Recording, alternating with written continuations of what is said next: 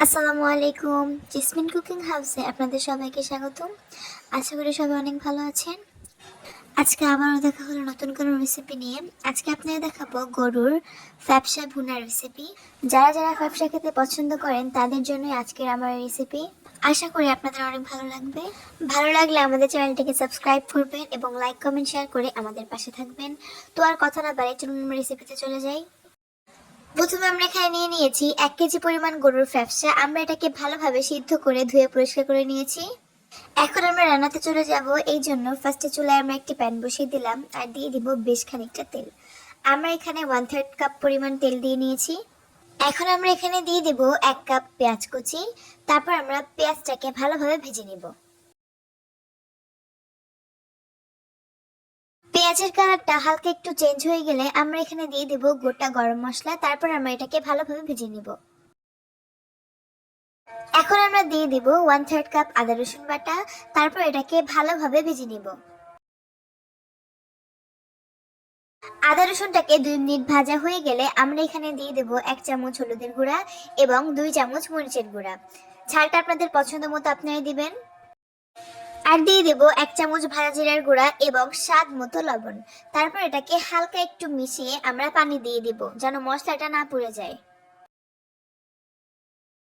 এখন এই মশলাটাকে ভালোভাবে কষিয়ে নিতে হবে।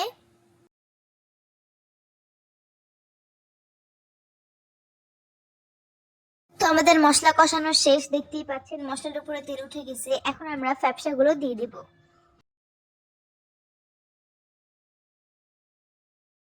ফ্যাপসা গুলো দেওয়া হয়ে গেলে আমরা মশলার সাথে ভালোভাবে ফ্যাপসা গুলোকে মিশিয়ে নিব।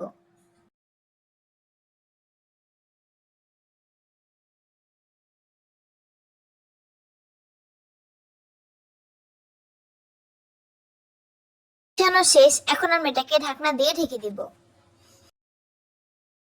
তো প্রায় 10 মিনিট পর আমরা ঢাকনাটা উঠিয়ে নিচ্ছি।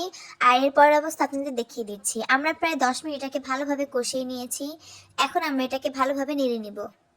আর দেখতেই পাচ্ছেন এটার কালারটা কিন্তু মাশাআল্লাহ অনেক বেশি সুন্দর হয়েছে এবং দেখতেও কিন্তু অনেক বেশি লোভনীয় লাগছে। এখন আমরা এখানে দিয়ে দেবো আলু। আমরা 2টি বড় সাইজের আলু এরকম ভাবে কিউব করে কেটে নিয়েছি। এখন আমরা এটা এখানে দিয়ে দিয়েছি। এখন এই আলুটাকে দিয়ে আমরা এটাকে ভালোভাবে নেড়ে আবার ঢাকনা দিয়ে ঢেকে দিব এবং এটাকে আরো কিছুক্ষণের মতো আমরা এটাকে কষিয়ে নেব। 5 মিনিট পর আমরা ঢাকনাটা উঠিয়ে নিচ্ছি আর এর পরের অবস্থা আপনাদের দেখিয়ে দিচ্ছি।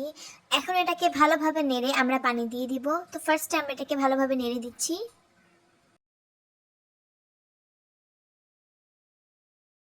তো আমাদের ভালোভাবে নেড়ে নেওয়া শেষ। এখন আমরা এখানে দিয়ে দিব 2.5 কাপ পানি। যেহেতু আমরা অনেক ভালোভাবে কষিয়ে নিয়েছি এই জন্য 2.5 কাপ পানি দিলেই হবে, এর বেশি পানি দেওয়া লাগবে না। এখন আমরা এটাকে আবার একটু নেড়ে ঢাকনা দিয়ে ঢেকে দিব। 2 মিনিট পর আমরা ঢাকনাটা উঠিয়ে নিচ্ছি। এটার পরের অবস্থা আপনাদের দেখিয়ে দিচ্ছি। দেখতেই পাচ্ছেন ভালোভাবে বলক চলে আসছে। এখন আমরা একদম পানিটাকে শুকিয়ে যাওয়া পর্যন্ত, মানে যখন তেল উঠবে সেই পর্যন্ত রান্না করে নিব।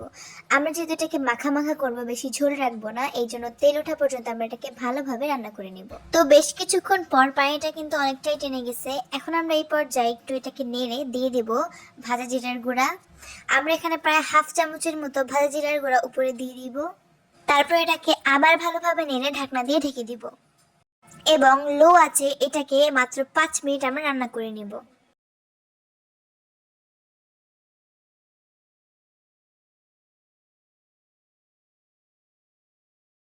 তো 5 মিনিট পরের অবস্থা আপনাদের দেখিয়ে দিচ্ছি। আর এরই মধ্যেই কিন্তু আমাদের গরুর ফ্যাপসা ভুনা একদম রেডি। দেখতেই পাচ্ছেন কালারটা কতটা বেশি সুন্দর হয়েছে এবং দেখতেও কিন্তু অনেক বেশি লোভনীয় লাগছে।